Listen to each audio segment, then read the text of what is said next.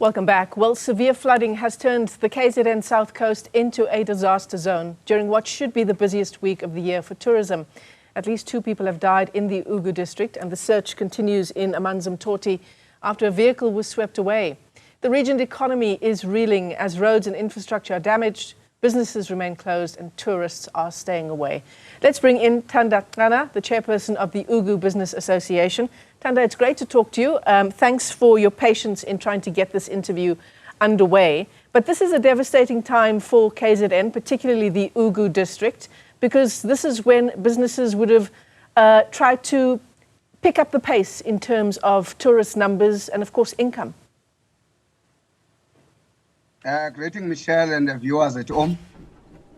Yes, what you have said is really a severe impact in our business and the economy in the district of Ugu. And we see that this is a 3-year conservative flood that is happening, but this time is severely because it is on the busiest time. It's a Christmas time, and people are busy, and that is impacted. Still, other businesses are closed now, are not yet open. Even some beaches, I know, in Market and from Potchefstroom to Market, all the beaches for the last 2 days were closed, and tourists were affected by that, and even some accommodations, hotels, restaurants, malls are affected, like Shell Center. Shell Center was flooded. In Market, Moyeni Center was flooded. Even I have visited this morning. It's very bad in Market. And for businesses, losing even 1 day, I mean, the damage to infrastructure has been extensive, but even losing 1 day of business has a huge impact on a business. Even to close an hour is a very big impact. Now we have already on 3 days that our business has been closed. 1 day losing is very expensive, and you're losing a lot of income, but also it is our domestic economy that is being impacted mostly on the tourists, because in the tourism sector and the retail sector, because at the shops that are closed, big shops and malls, even the road infrastructure, the properties is very, very, very severe to us. The impact is very bad. And then, of course, Thanda, in terms of tourist numbers and foot traffic, what this means is that obviously people are less likely to come to certain areas that are the worst affected by this weather. But it also means long term, over the next seasons, the next tourist seasons, tourists are less likely to come to the region. Yes. If you can see now, other tourists are leaving the area because the weather is bad, the properties are affected, the sewage lines are affected, the beaches, the restaurant. Is a long way to go to fix all this. I think to go to the next festive season, it will take us to come together as municipalities and the communities, which means it's a private-public partnership. It will be needed because this is not a small impact, but it's affecting muchly on the business now.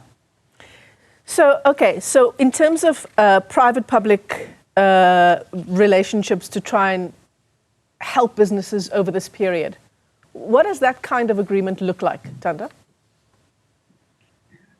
For now, it's not yet good because we are doing things in silos. We don't sit in one table even now.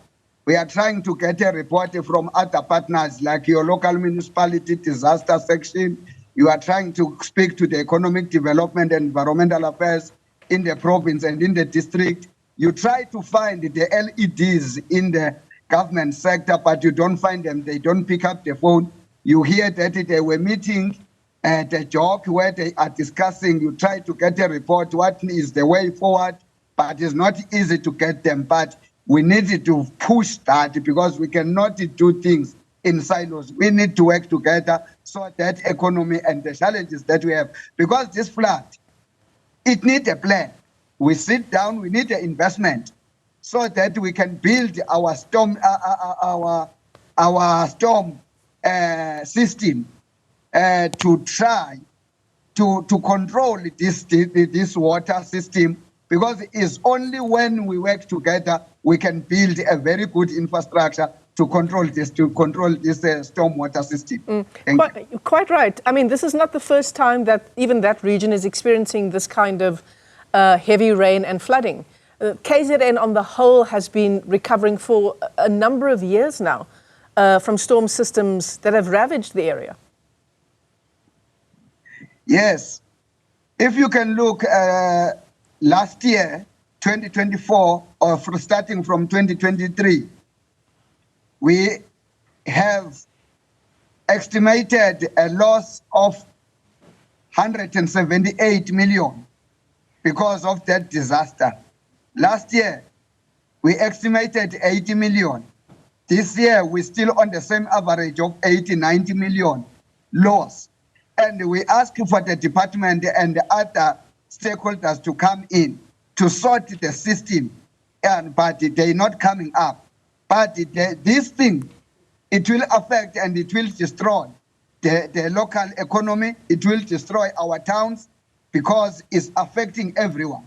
So if we are not coming together and discuss, because we're able to achieve something when we are working together.